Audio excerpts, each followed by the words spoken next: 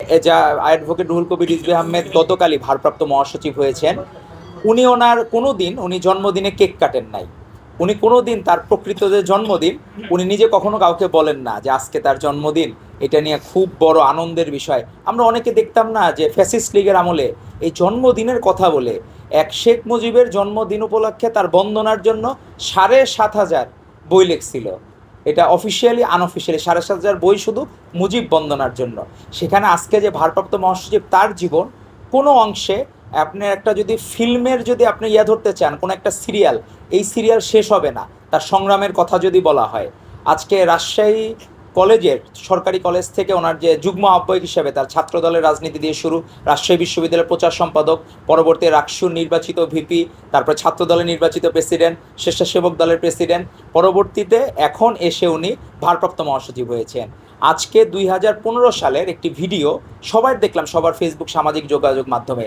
সেই জায়গায় স্বয়ং আমাদের তৎকালীন আমাদের আপসহীন দেশনেত্রী, যাকে দেখে সারা বাংলাদেশের মানুষ উজ্জীবিত হতো, যাকে দেখে এই রুহুল কবির রিজভী আহমেদের মতো ছাত্রনেতারাও রাজনীতি করতে উদ্বুদ্ধ হইতেন, দেশের জন্য ঝাঁপিয়ে পড়তে, এবং ৮৪ সালে গুলিবিদ্ধ হতো, দ্বিধাবোধ করেন নাই আপসহীন দেশনেত্রী ডাকে সাড়া দিয়ে।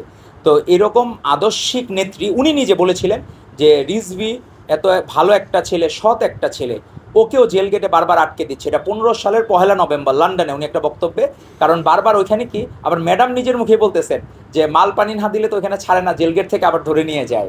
তো কি এক অদ্ভুত বিষয়। তো সেটাও ম্যাডাম ফলো করতেন, যে টাকা দিতে পারতেছেন না বলে, তো সেই জায়গায় তাদেরকে বারবার অ্যারেস্ট করা হচ্ছে। তো এই যে অদ্ভুত দলকে ভালোবাসা, দেশকে ভালোবাসা, আমাদের এই 24-এর গণ অভ্যুত্থান তো হুট করে হয় নাই। আমরা যে এখন যে সুন্দরভাবে প্রোগ্রামটা করতেছি, এটা একবারে তো হয় নাই। এটা হইছে অনেক ত্যাগের বিনিময়ে। অবশ্যই এখানে অনেকগুলো প্রভাবক ছিল। একটা জায়গায় বৃষ্টিপাতের জন্য জলীয় বাষ্প, তখন ওখানে কিন্তু ধূলিকণাও লাগে, না হইলে এই আপনার মেঘ হয় না, মেঘ হওয়ার জন্য ধূলিকণাও লাগে।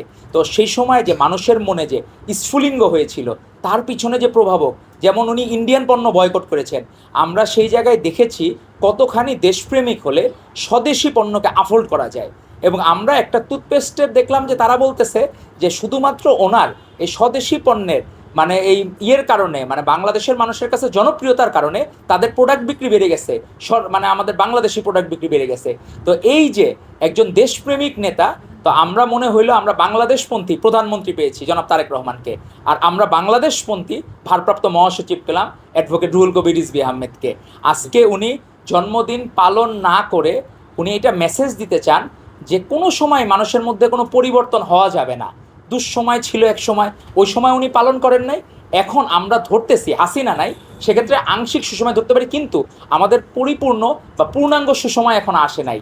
তখনই পূর্ণাঙ্গ পরিপূর্ণ সুসময় আসবে যখন বাংলাদেশের একটা মানুষও আর না খেয়ে থাকবে না, বাংলাদেশের একটা মানুষও বেকার থাকবে না, বাংলাদেশের আমাদের মা বোনেরা একটা মানুষও আর বোনেরা ধর্ষণের শিকার হবে না। সেই দিনই আমরা প্রকৃত বাংলাদেশ উপহার পাবো, এবং সেটার জন্য সারা বাংলাদেশের সকলের সহযোগিতা প্রয়োজন। আর এটা সম্ভব হবে আমাদের মাননীয় প্রধানমন্ত্রী জনাব তারেক রহমান এবং আমাদের বর্তমান যে ভারপ্রাপ্ত মহাসচিব হলেন, উনি দলটাকে এত সুন্দরভাবে যেভাবে ম্যাডাম লালন করেছিলেন। ম্যাডামের ছাত্রদলের প্রোডাক্টদের মধ্যে অন্যতম সেরা আবিষ্কার ছিলেন অ্যাডভোকেট রুহুল কবির রিজভী আহমেদ। আজকে উনি ভারপ্রাপ্ত মহাসচিব হয়েছেন, আজকে ওনার জন্মদিন উপলক্ষে আমাদের এই অন্ধ হাফেজদের সাথে আয়োজন। কিন্তু উনি নিজে কিন্তু কখনোই নিজে কেক কাটেন না, উৎসব করেন না, কোনো জায়গায় সেলিব্রেশন করা কোনোদিনও করেন না। উনি নিজে দেখা গেছে এখনও পর্যন্ত একটা ভাঙা গাড়ি ব্যবহার করেন,